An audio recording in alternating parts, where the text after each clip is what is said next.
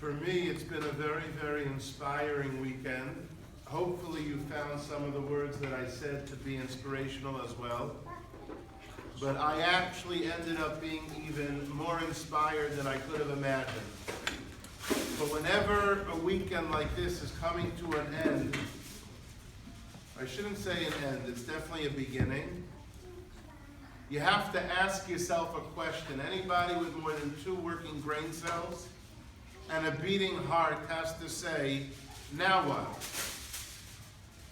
Where does a person go from here? So I'd like to make a few quick suggestions. Number 1, there's a story that happened a number of years ago in Russia when, before the fall of the Iron Curtain, people were learning Torah clandestinely. And there was a particular underground Torah shir, a lecture that was going on. It was actually a Gemara shir that was on a deep level. Entry into the room, people were packing the room, they were thirsting for it. And every seat in the small underground room was at a high premium.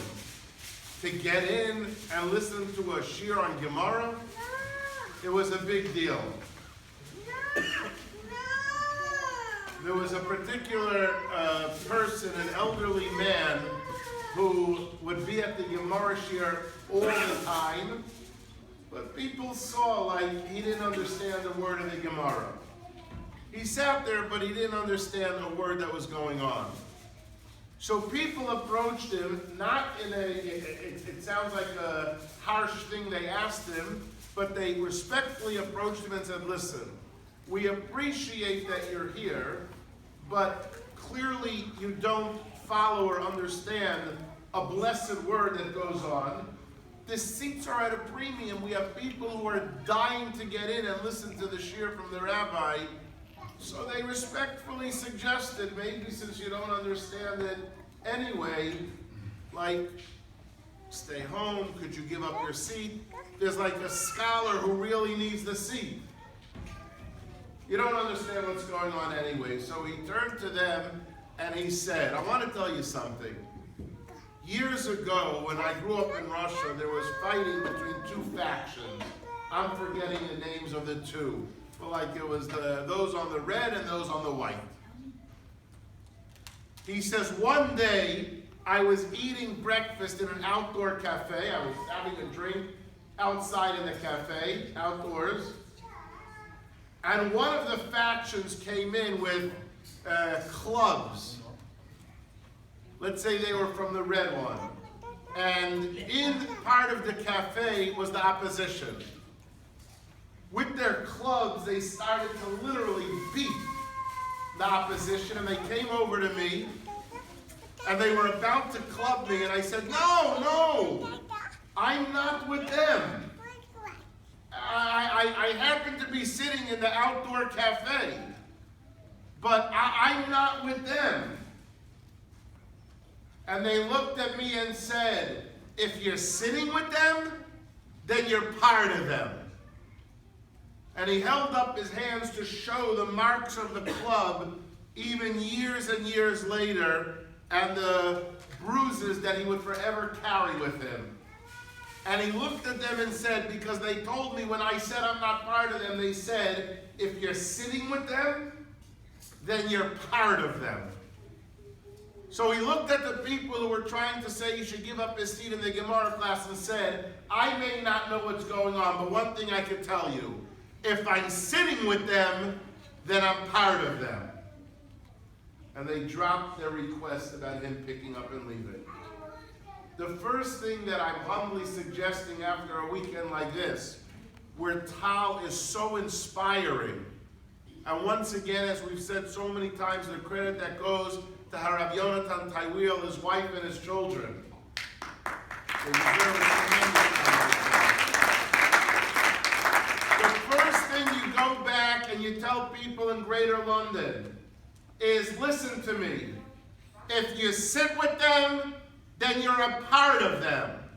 Come to a class, come to a lecture, come to a Friday night dinner, come to a Shabbaton, come to a prayer, come to a one-on-one learning. Just sit with them.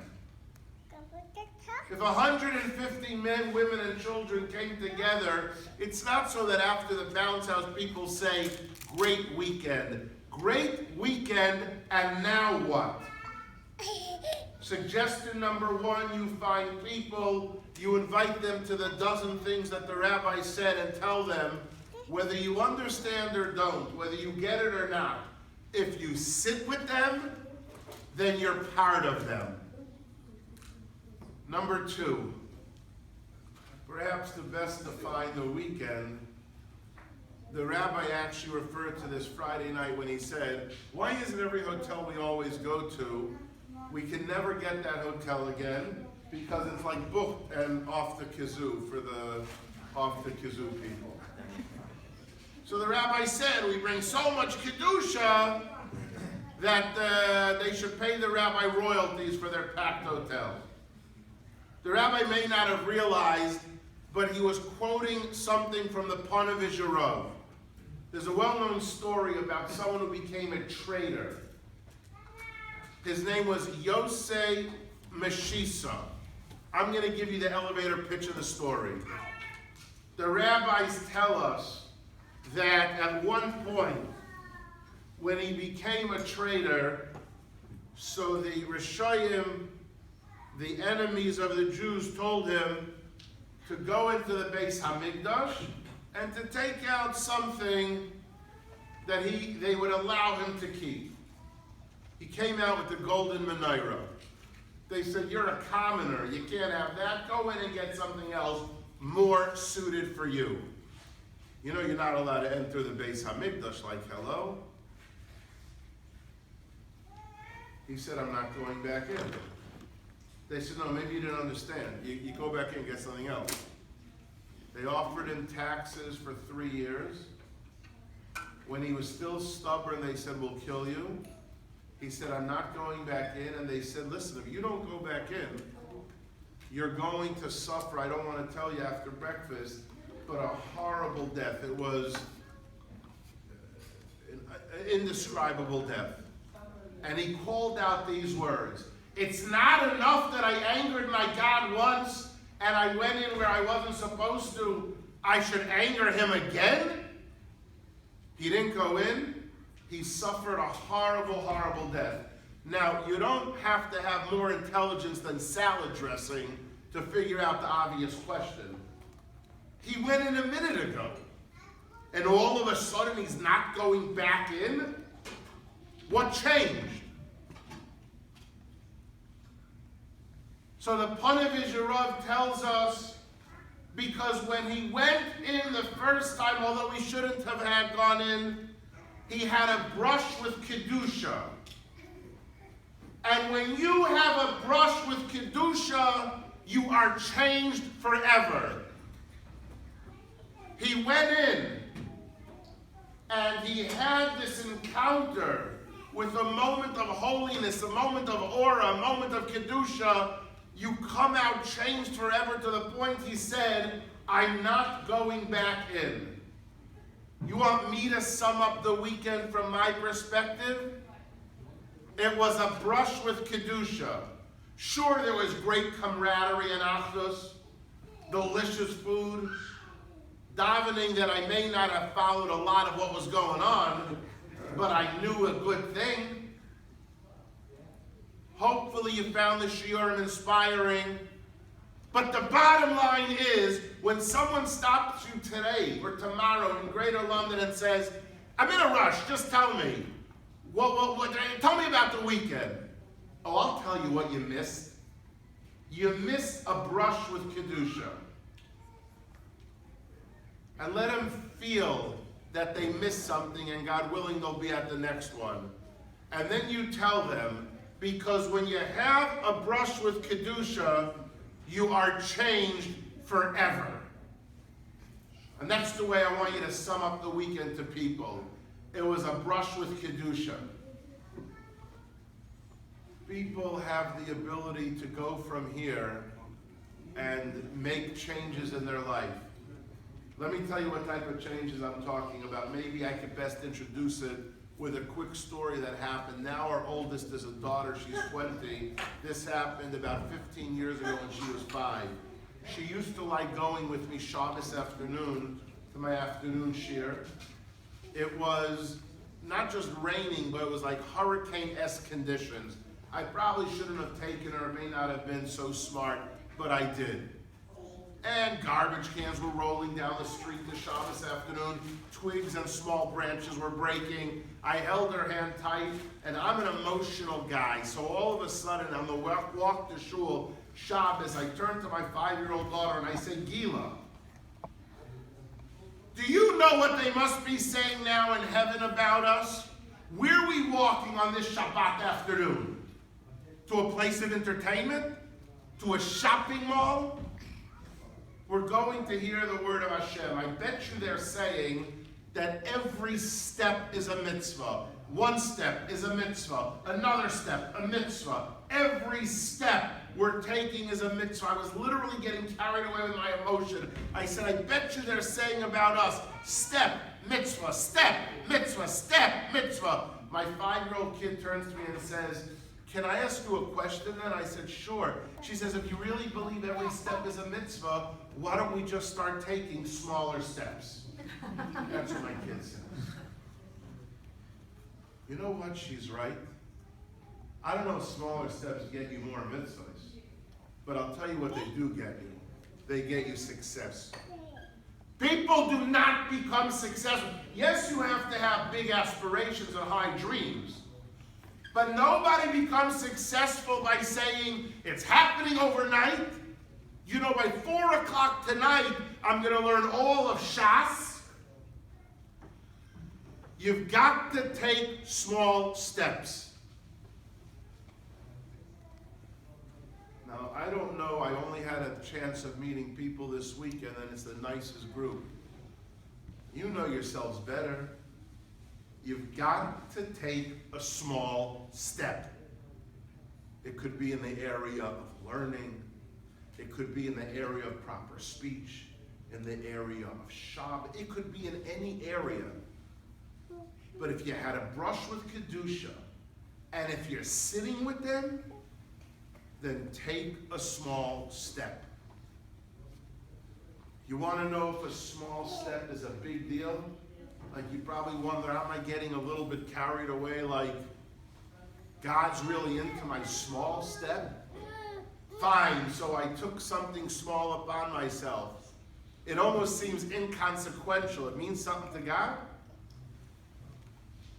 There's an organization in Israel, one of the many wonderful ones that does kiruv, called Lev La'achem. A very sad story happened a number of years ago. There was a 3-year-old boy. The family, the parents worked for Lev La'achem. Being makar of people, their 3-year-old son wasn't feeling well in the morning. It was actually the day that he had the upsharon. Upsharon means his 3-year-old haircut. I recently said this story over, and I was able to even hear a detail that's heartbreaking. The boy, after the upsharon, went to school. The day progressed. He wasn't feeling well. He lied down. Unfortunately, in the afternoon, the 3-year-old passed away. Recently, somebody who was there told me in Israel, the way we say the story is, some people have the custom when a 3-year-old's going for his first haircut, they wrap him in a tallis when he goes to school so that his eyes don't see anything impure. In Israel, they said that the 3-year-old was wrapped in a tallis in the morning, and he was also wrapped in a tallis in the evening. A heartbreaking story. His parents are sitting Shiva. In middle of Shiva, there's a group of maybe 25 or 30 men that are surrounding the father, and they're trying to give him words of comfort. And in the middle, he gets a phone call. He takes the call, and he's very emotional, and he says, I'm trying to be makar of 8 boys. They don't keep Shabbat. One of the 8 just called and said, Rabbi, we heard what happened to your 3-year-old. I'm calling on behalf of the other 7. The 7 and I, the 8 of us, this week are going to keep Shabbat. in memory of your 3-year-old. So he came back and he was very emotional that the 8 boys were keeping this Shabbat for his 3-year-old son. Now I don't know if you're aware, but sometimes when people are at a shiva home, a mourning home, they don't always say the brightest things. And I'm being kind. So one of the people leans forward and he says in front of the 25 to the father, it's a really nice story, but I don't know that it's so meaningful. I don't know that it's really such a big deal because they'll keep this Shabbat. They probably won't keep another Shabbat. So it's like one Shabbos, but not a big deal, nothing permanent. Is it such a big deal? So our friend, the rabbi, leaned forward and he said in front of all the men to this guy, you want me to answer you if the fact that they're keeping one Shabbat's a big deal? I'll answer you. Do you know what my wife would do to have our 3-year-old back for one Shabbat? Do you know what I would do to have the 3-year-old back, squeezing my hand when I walk back from synagogue and bouncing on my knee when I sing Zmiros? Do you want to know what my wife and I would give up to have our 3-year-old back for one Shabbat? And now God is getting back 8 children for one Shabbat. And you don't think it's a big deal? Go ask my wife, and she'll tell you that it's a big deal. God's getting back 8 children for one Shabbat, and you want to know what's the biggie? It's a big deal. People have to realize that every small step is a big deal. Because to Hashem, that one step in any area of your life, but pick something. You can't come for a weekend like this. You can't sit with people. You can't have a brush with Kedusha and not take a small step. And if you want to know if your small step is meaningful to God, I'll refer you to the couple in Israel, Lev La'achim, and they'll tell you that it's a big deal. Everybody can do it.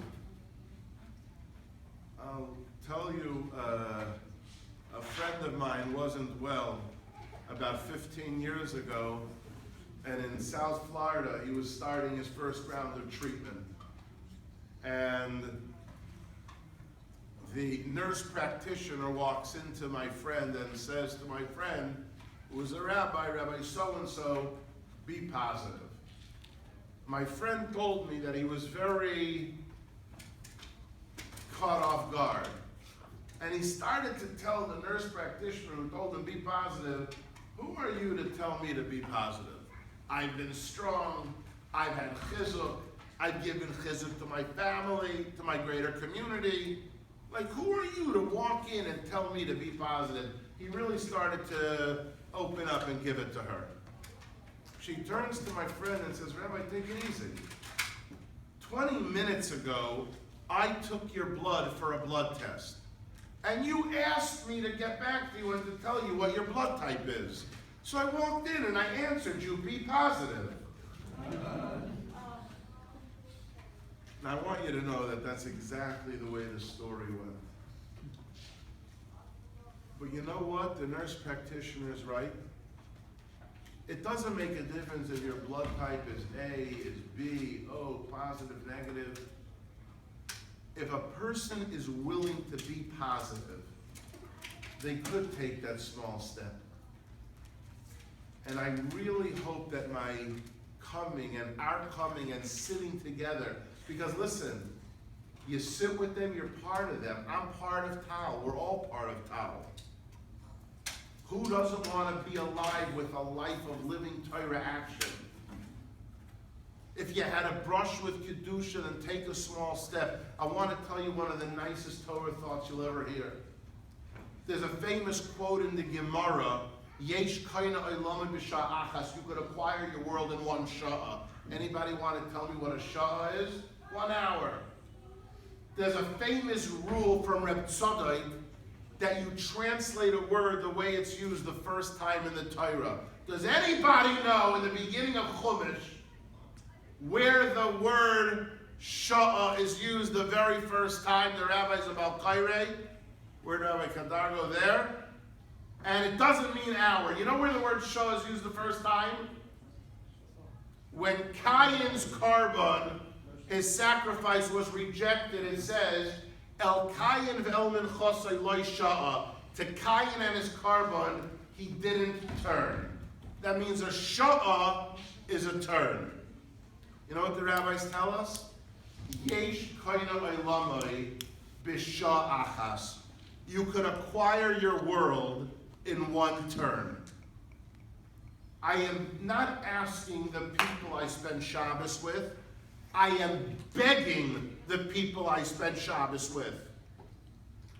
Take the one turn, the one decision, the one commitment, the one resolve, the one step, the one difference.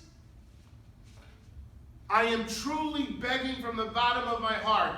Yesh kaina olamai b'sha'ah achas. Find a world with one turn.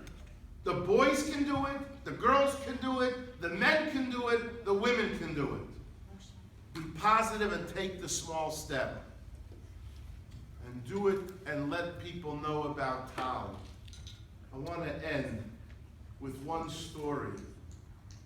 Maybe some of you have seen this story because it went viral and it seems to become very popular around Hanukkah time for reasons that are obvious. So I often get stopped, like every year Hanukkah. Oh, I saw this story with a few 100,000 hits. It went viral. And invariably, I find people who ask the question most recently, like, really? It's literally a true story?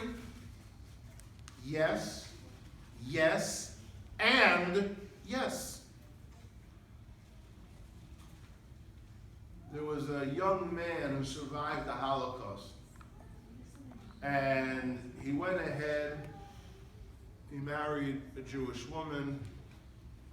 They grew up, not at all religious, had 2 children, a son and a daughter, moved somewhere in mid-America, not really a hotbed for Orthodox Judaism. They didn't really keep very much. The couple had, as I told you, a son and a daughter. The kid was turning 13. We'll give him the name Jeffrey.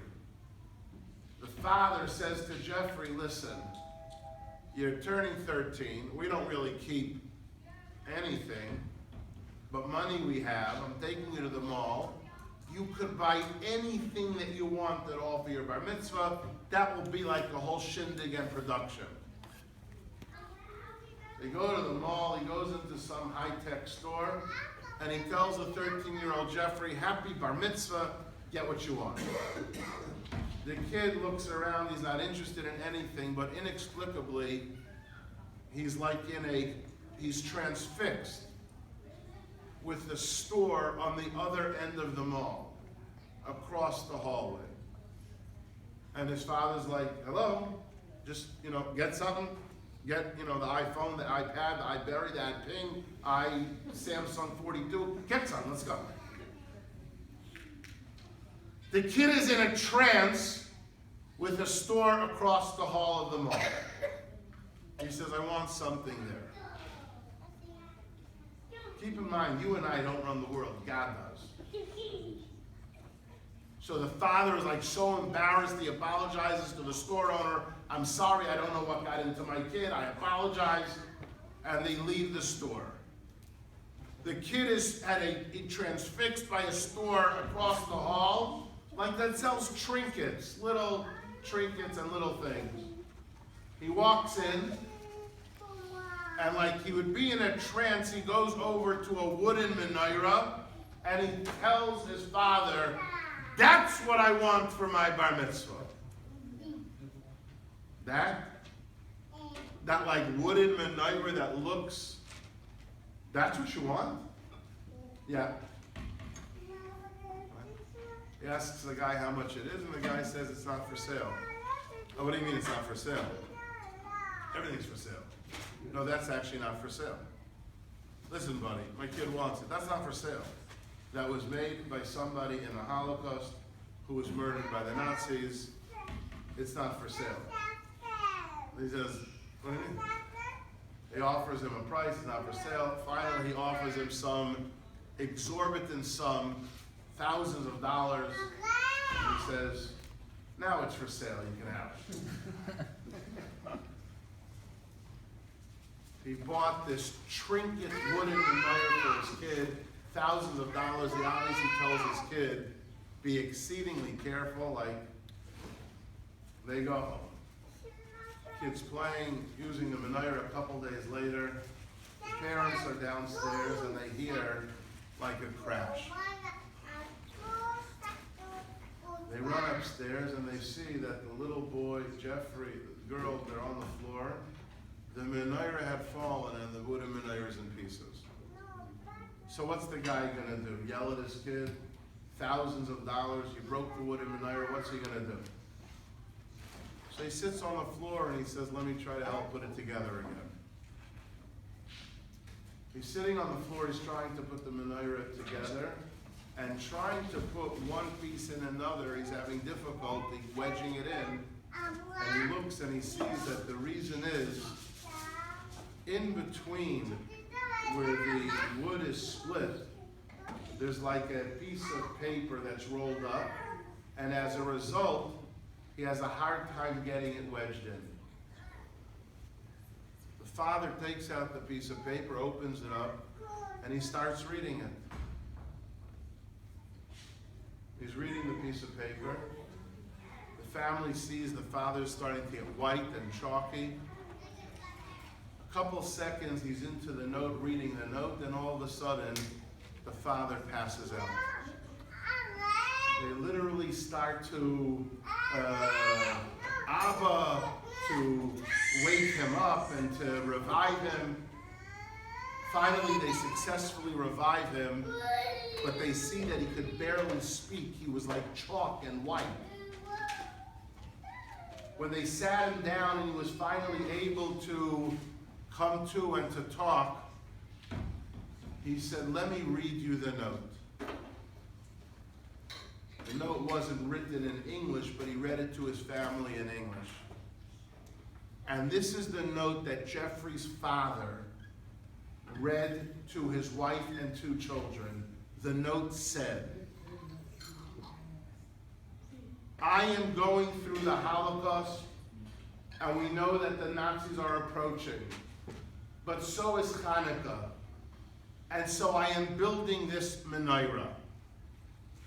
I don't know if I'll ever be able to light this menorah or not. I don't know if I'll be murdered before or after Hanukkah. If you are reading this note and you have found the menorah, I have one request. Light the menorah. Light the menorah for me. Light the menorah for my extended family. This menorah may never, ever be lit if I'm murdered before Hanukkah. So if you are holding it in your hand and reading this note, I'm begging you, just light the menorah. Please light it for me, light it for my extended family, but light the menorah. And he turned to his wife and children and said, the note is signed by my father. And that is how the menorah that was built by his father got back into his son's hand. He obviously, that Hanukkah, lit the menorah together with his wife and children, and it was actually their road back to Torah Judaism. And when I say this story, as improbable as it is, And by the way, you might think it's improbable. We don't run the world recently, and I'm not going to go into it, but recently somebody asked me, and I said, like, you think that's an improbable story? I can give you a story that's like trillions of times more improbable. And if I whet your appetite, we'll do that for another TAL event. I'm not doing it now. But I beg people, could you light the menorah? Light the menorah for people that never had a chance to. Light the menorah for people that don't even know what to do. But light the menorah. It should be the will of Hashem that when we leave this weekend, you remind yourselves, I sat with them, I'm part of them. It was a weekend that you tell people if you missed it, you missed a weekend that had a brush with Kedusha that was truly life-changing. And what you tell yourself is, I'm going to take small steps. I will be positive. And if I think my small step is not a big deal, I'll remember the parents of the 3-year-old. It's a big deal. And perhaps most importantly, I will take upon myself one sha'ah, a turn, a commitment, a resolve. And that's chus. You should light the menorah. And I don't mean on Hanukkah. Light the menorah. Light it for yourselves and your families. Light it for TAL and all the people who will get involved in TAL. But I beg you, light the menorah. Do something. And maybe we'll see the bracha that if we each light our own personal menorah, then that menorah that Yaisi Meshisai took out, the golden menorah, we will see it lit again. B'mheira and b'yameinu. Amen. Amen.